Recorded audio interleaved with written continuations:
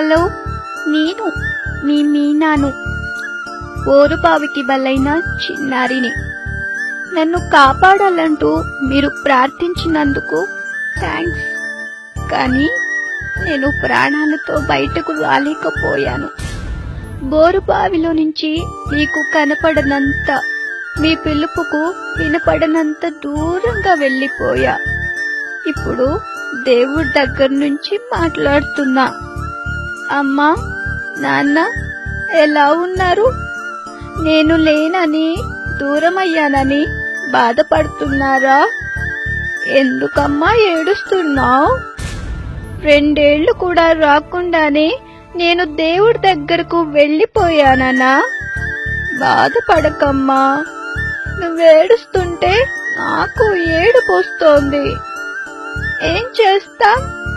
ఎవరి నిర్లక్ష్యానికో నేను బలైపోయా. చీకట్లో భయపడుతూ ఊపిరాడక నరకయాతన అనుభవించా.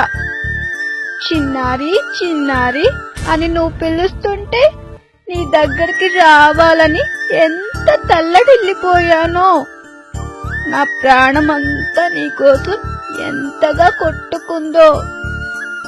నేను క్షేమంగా తిరిగి రావాలని ఎంతమంది దేవుళ్లకు మొక్కుకొని ఉంటారో, ఎన్ని ప్రార్థనలు చేసుంటారో.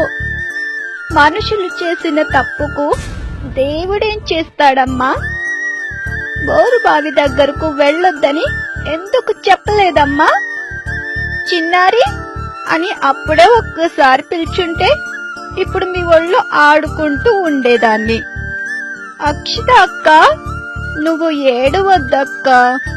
నేను వెళ్ళిపోయాగా. రేపటి నుంచి నువ్వెవ్వరితో ఆడుకుంటావు? నేను దూరం అయ్యానని బాధపడకుండా అమ్మా నాన్నకి నేను లేని లోటు నువ్వే తీర్చాలి.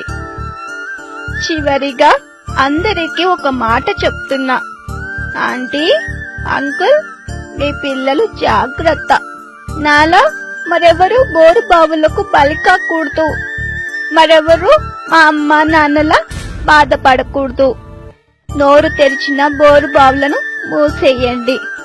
నాలాంటి పిల్లల ప్రాణాలను కాపాడండి. మీ చిన్నారి మీనా.